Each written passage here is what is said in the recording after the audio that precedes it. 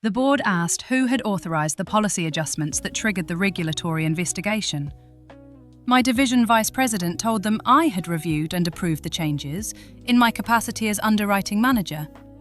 I'd sent him a written refusal at 7:42 that morning.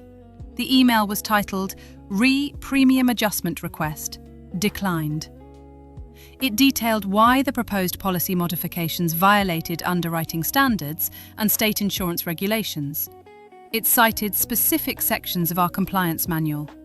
It explicitly stated that I would not approve the request and recommended immediate escalation to legal review. My vice president had read the email at 8:15. The read receipt confirmed it. He then proceeded to implement the adjustments anyway, using a co-signature workaround that bypassed standard approval chains. When the State Insurance Commissioner's office opened an investigation 3 weeks later, he told the board that the changes had been made with my approval and oversight, that I'd assured him the modifications were compliant, that the regulatory issues were the result of errors in my underwriting analysis. He said this in a recorded board meeting while presenting his incident report. I wasn't in the meeting, but the board secretary sent me a request for my files 2 hours later, asking for any documentation related to the policy adjustments in question. I didn't need to search my files. I opened my sent folder and started pulling emails. Because when someone tells the board you approved something that you explicitly refused in writing, they've created a very specific kind of problem. The kind that gets resolved quickly once timestamps enter the conversation. My name is Fiona. I joined North Point Insurance Group in September 2020 as an underwriting manager. We were a mid-sized commercial insurance brokerage specialising in property and casualty coverage for manufacturing and distribution companies. I managed a team of 4 underwriters and reported to the division vice president, Malcolm Pritchard. The work was detail-oriented but straightforward. We'd receive policy applications, assess risk factors, determine appropriate coverage terms and premium rates, and issue policies that met both client needs and regulatory requirements. Standard insurance underwriting. Malcolm had been with North Point for 12 years. He'd built a reputation for aggressive growth and high client retention. His division consistently hit revenue targets. He was well liked by the executive team and had a direct relationship with several board members.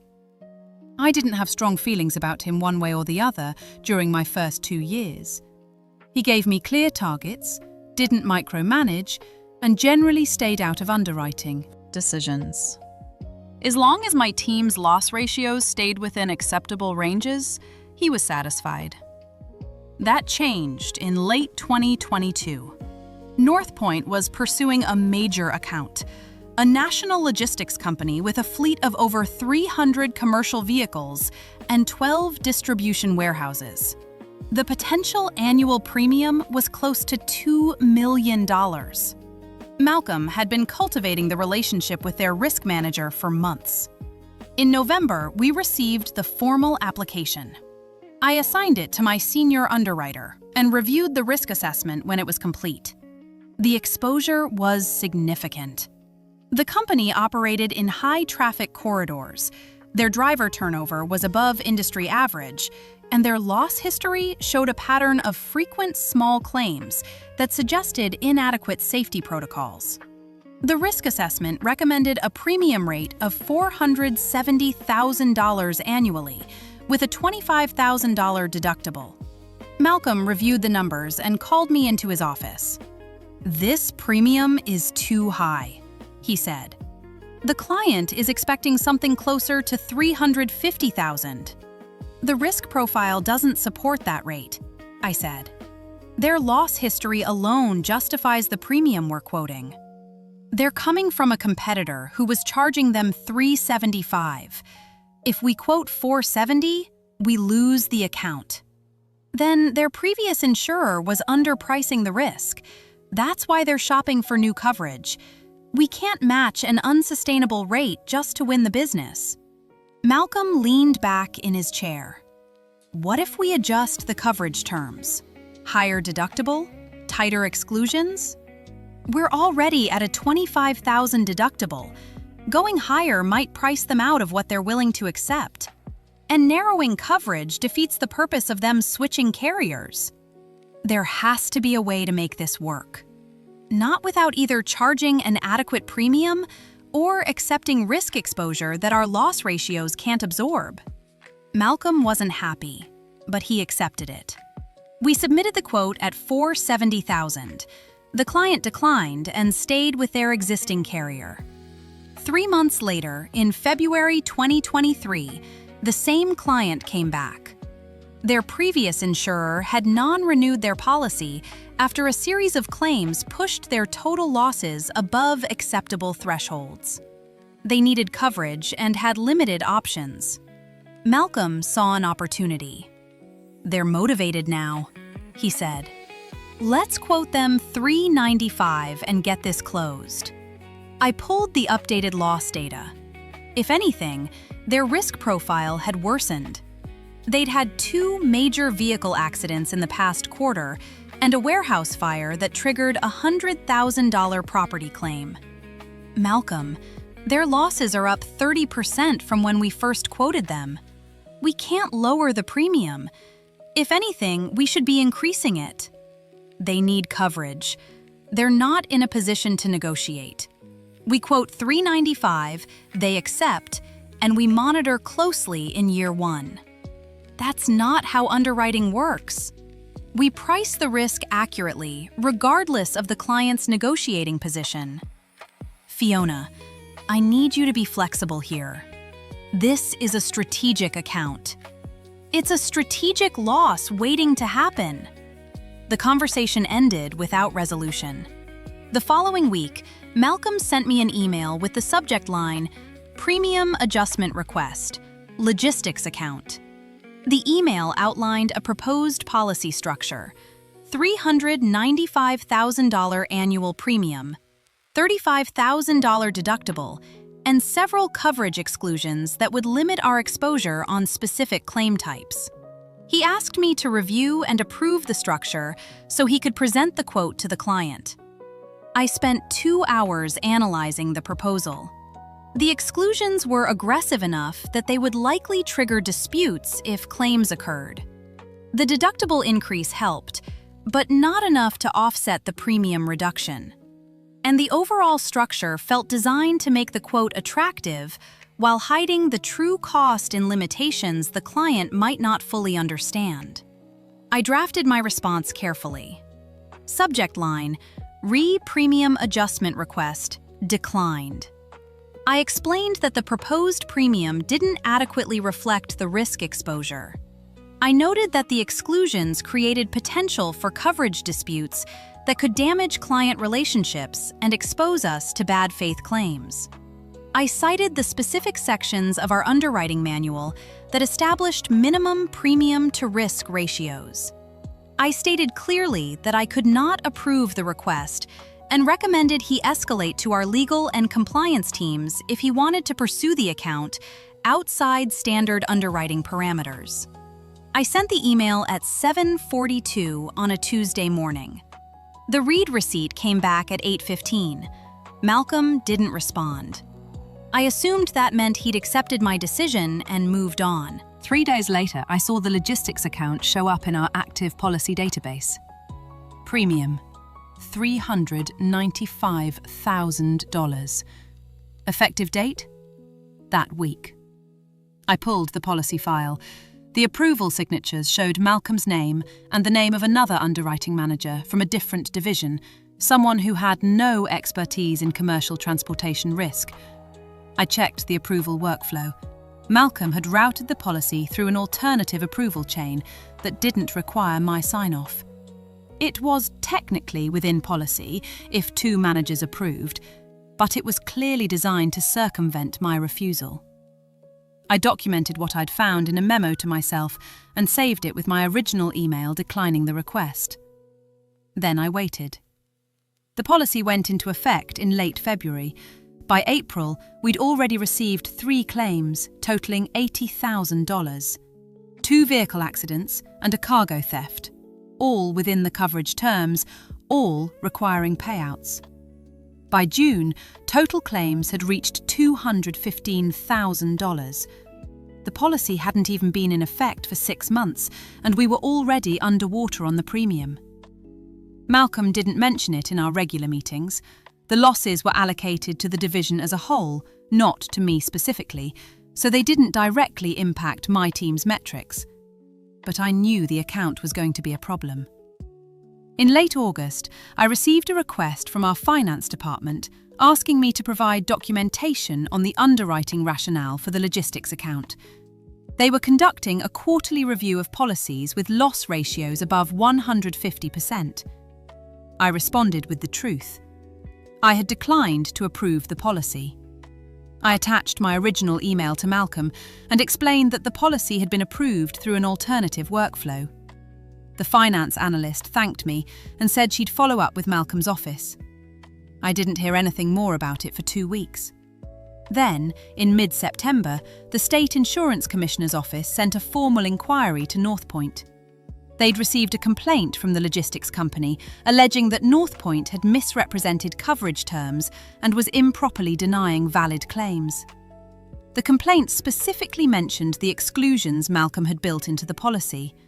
The client claimed they hadn't been adequately explained during the sales process and that they constituted deceptive trade practices. The Commissioner's office requested all documentation related to the policy's underwriting, approval, and claims handling.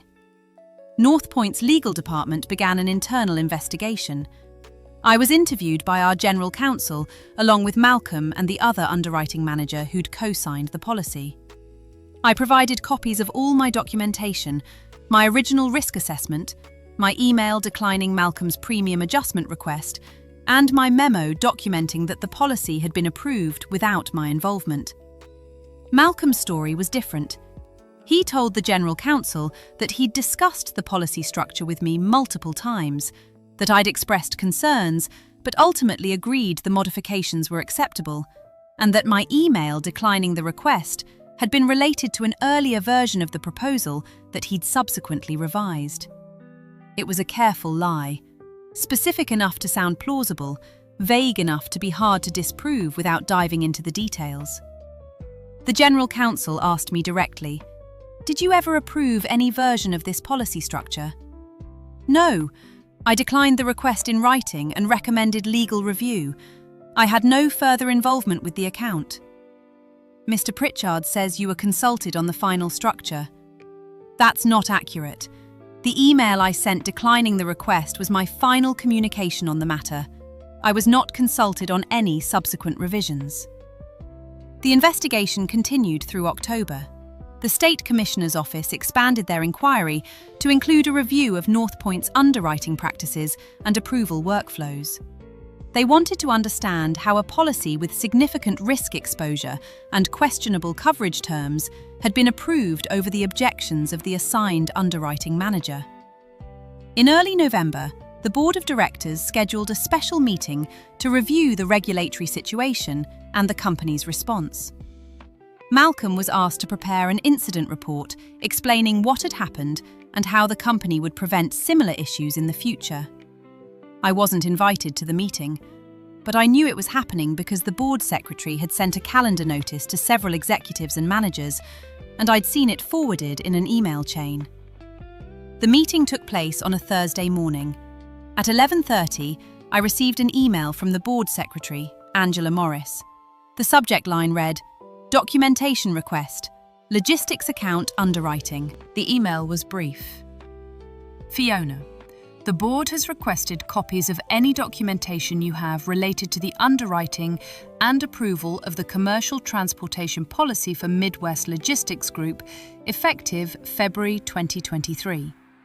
Please provide all relevant files by end of business today."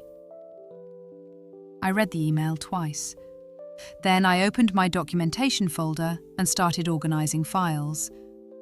I had my original risk assessment showing the recommended premium of $470,000. I had Malcolm's email requesting approval of the $395,000 structure. I had my email declining the request sent at 7:42 a.m. on the Tuesday before the policy was issued. I had the read receipt showing Malcolm had opened my email at 8:15 a.m. that same day. I had my memo documenting that the policy had been approved through an alternative workflow without my involvement. I compiled everything into a single PDF with a cover memo explaining the timeline. I included timestamps for every document.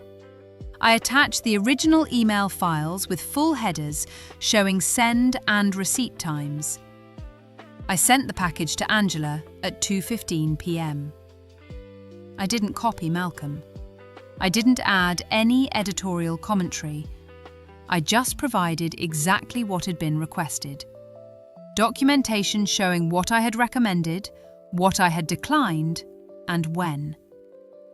At 4:30, I received the meeting invitation for the following morning. 9 a.m, Conference Room 3B. Attendees: Fiona Brennan, Malcolm Pritchard, General Counsel David Huang, and Board Chair Patricia Wolfe. The subject line read, Policy Approval Process Review. I accepted the invitation and went home. That evening, I received a text message from a colleague who'd been at the board meeting that morning.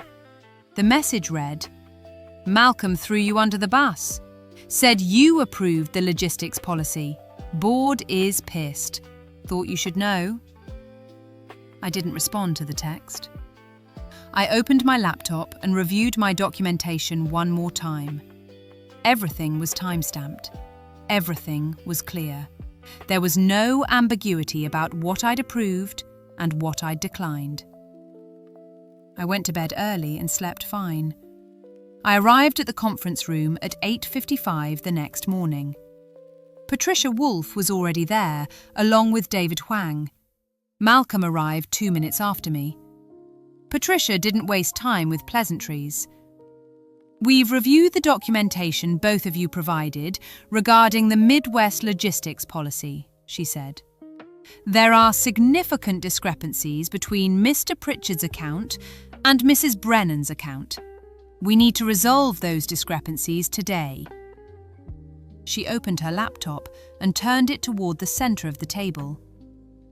Mr. Pritchard, in your incident report to the board yesterday, you stated that Mrs. Brennan had reviewed and approved the policy structure for the logistics account.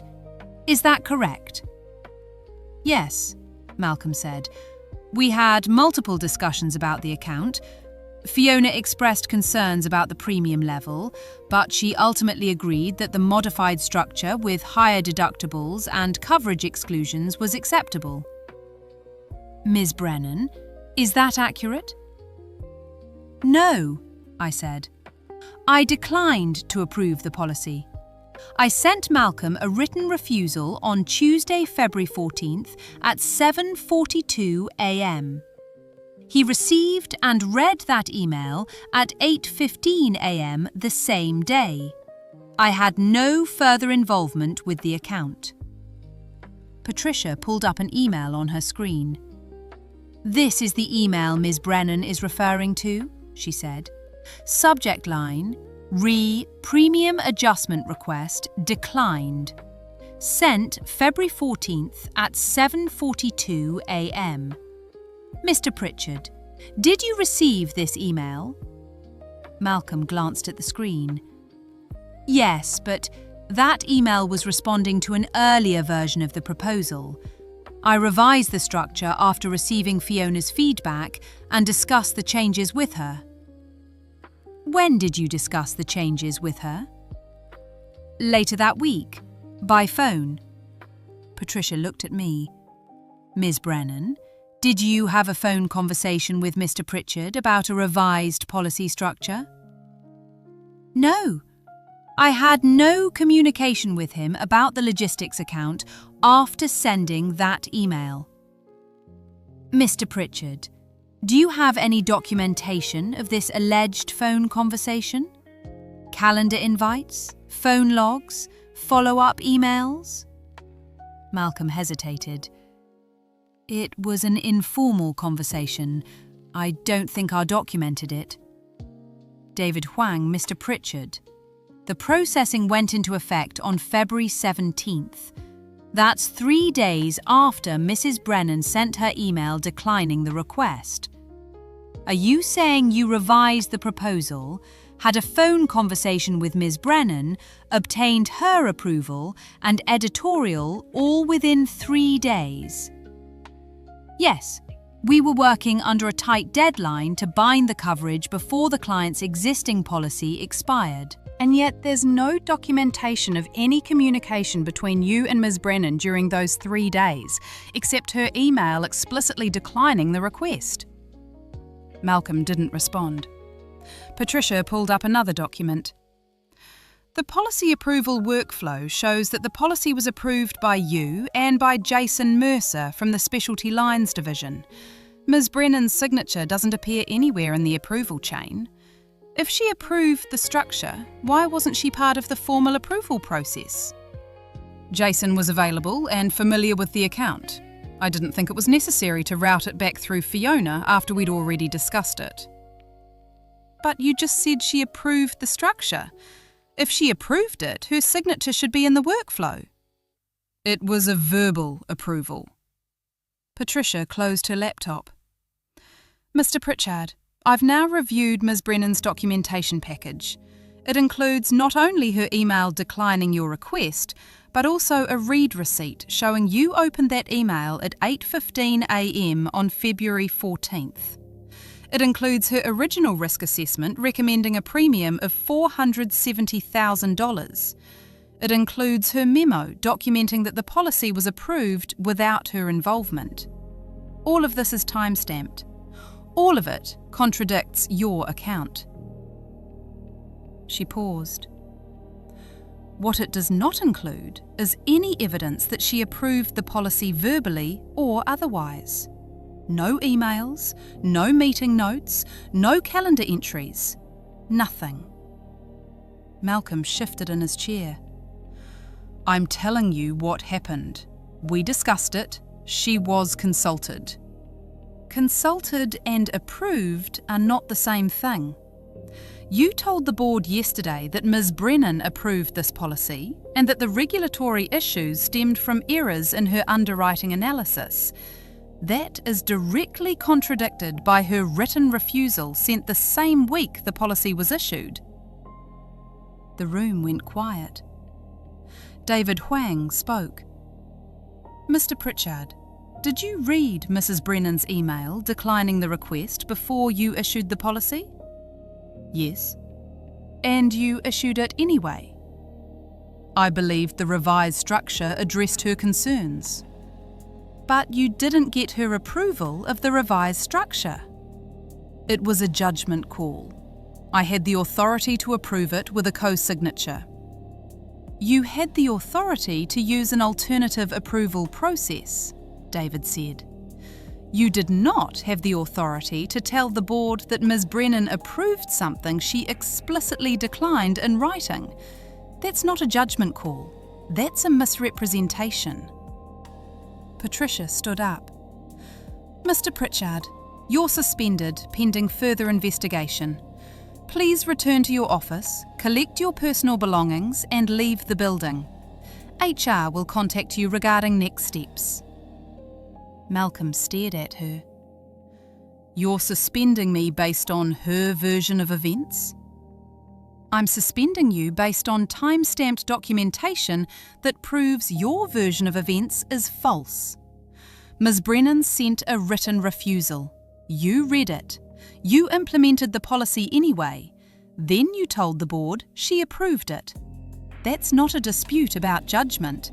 That's a factual misrepresentation. Malcolm looked at me. I kept my expression neutral. He stood up and left the room without another word. Patricia turned to me. Ms. Brennan, thank you for your documentation. It was exactly what we needed to understand what happened. You're free to return to your normal duties. I nodded and stood to leave. One more thing, Patricia said. Going forward, If you decline to approve something and it gets implemented anyway, I want you to notify the General Counsel immediately. Don't wait for it to become a regulatory issue." "Understood," I said. I went back to my office and returned to work. Malcolm was terminated the following week. The official reason given was violation of company policy regarding accurate reporting to the board of directors and failure to following proper underwriting protocols. The State Insurance Commissioner's investigation continued for another 4 months. Northpoint ultimately settled with the logistics company, agreeing to honour their coverage claims and pay a $50,000 fine to the Diet for improper policy administration. I was promoted to Division Vice President in March 2024, taking over Malcolm's role. My compensation increased by 40% and are now reported directly to the CEO. The logistics policy was non-renewed at its first anniversary. Final loss ratio, 238%. It cost the company nearly $900,000 in total losses at your regulatory penalties. I stayed at Northpoint for another 18 months before moving to a larger brokerage with a better title and a seat on the executive leadership team. Malcolm landed a VP role at a smaller insurance company about 10 months after his termination. I saw the announcement on industry news sites. I didn't reach out, but I still think about that board meeting I wasn't invited to. Malcolm, standing in front of the directors, presenting his incident report, confidently stating that I had approved the policy that was now under regulatory investigation, blaming the compliance failures on my underwriting analysis. He was so certain that his word would be enough, that verbal claims of phone conversations and consultations would override a written record. He didn't account for timestamps, for read receipts, for the simple fact that email metadata doesn't lie about when something was sent, when it was received, and when it was read. I sent my refusal at 7:42 in the morning. He read it at 8:15. He issued the policy 3 days later. The board had all of that information within hours of his presentation. The timeline didn't leave room for interpretation.